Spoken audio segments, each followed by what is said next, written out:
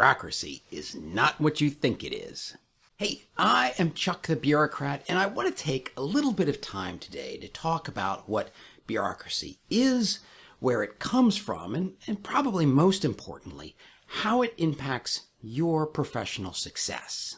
And just so you understand where I'm going with this, I think that most people who research and study organizations actually misunderstand bureaucracy. They make true statements about what they observe, but what they are actually observing tends to be incomplete or biased, because what they tend to be doing is viewing the organization either from a low tier or completely outside the organization. Having worked 15 years in the Pentagon, I tend to view bureaucracy differently. Not necessarily positively, but differently because I've been so high in such a complex organization. And I submit that my take on bureaucracy is important to you because as you get promoted and you rise in the ranks, you too are going to become a player in this game of bureaucracy.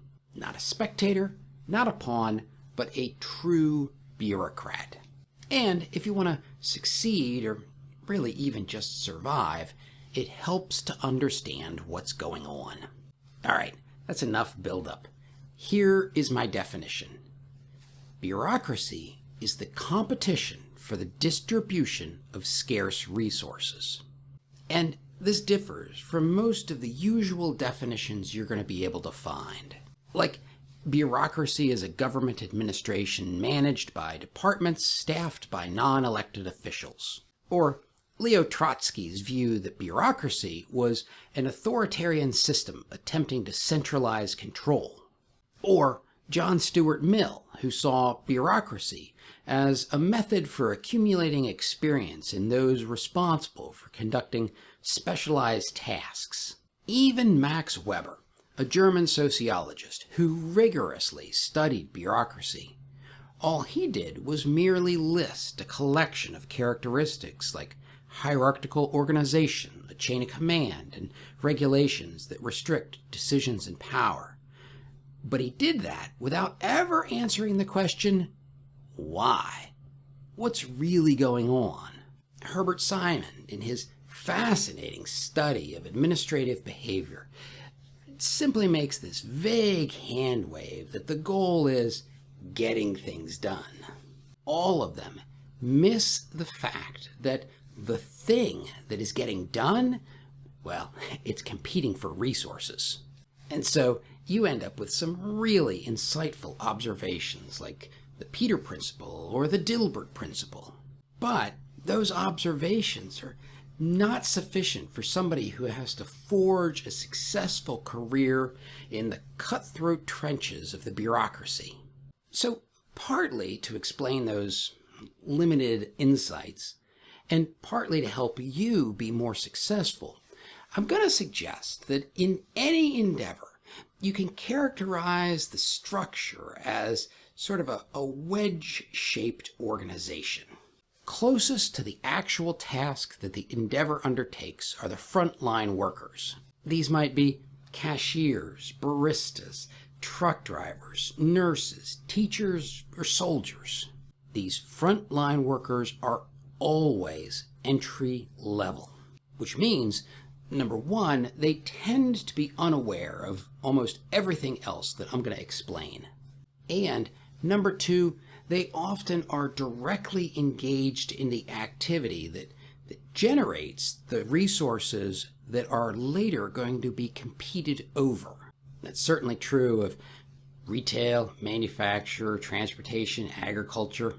I'd say it's a little less direct when you talk about healthcare, but by the time you get to the military and probably charity work, the linkage between what the frontline workers are doing and the generation of resources is almost non-existent.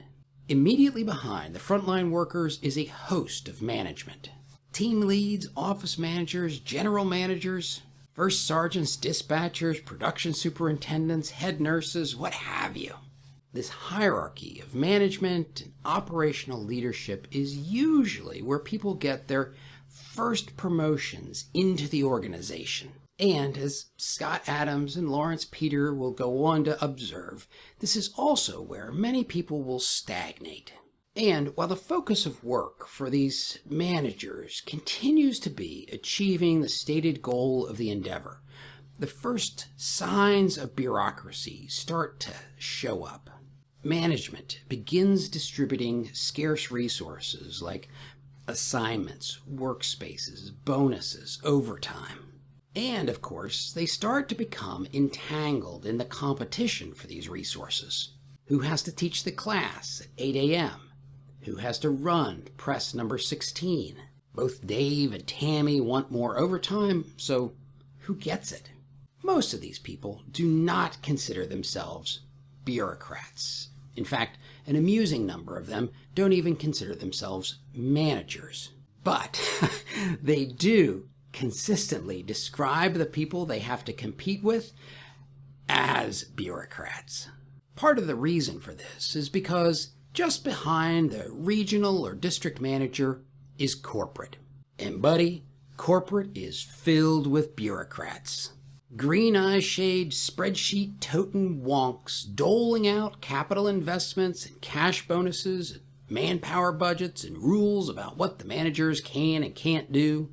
And if you think that this sort of competition is anything but blood sport, well, that might be one reason that you're not succeeding the way that you would like to be.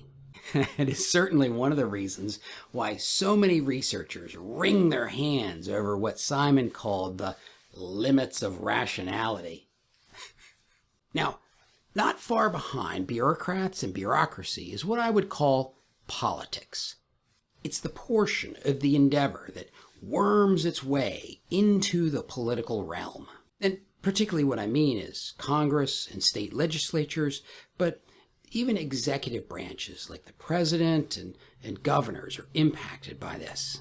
Whether we're talking about the healthcare industry or the auto manufacturing industry or the National Guard, the senior leaders of these organizations attempt to shape law and policy to their benefit. They do this by either getting their candidates elected, putting their advocates on the right staffs, or by lobbying efforts.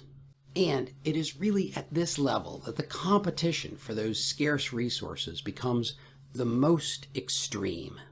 I mean, at the lowest level, first platoon might just be competing against third platoon for a streamer on their guidon and a 4-day pass. But at the highest levels, it is about carving out tax dollar money and shaping policies so that those set-asides remain in effect. But so what? Well, here's the thing that matters for your career. When you get promoted to corporate, whether that's the top floor of some hospital or an office in Silicon Valley, when you get promoted to the bureaucracy, if you think that your job is just sort of mechanically following a set of rules and pushing paper from one side of your desk to the other, buddy, you are going to get flattened. My guys are going to beat your guys because while you are playing by the rules, we are shaping the rules. So probably the most important point to recognize about bureaucracy is that it is a competition between human beings. It is a human endeavor. It's about the relationships that you can forge and nurture. It's about the alliances that you can bring together and the adversaries that you can neutralize. So you can succeed in this environment. I mean, we want you to succeed. Heck, I would go so far as to say we need you to succeed. And if you want to see a very simple way to dominate a conference room, watch this video.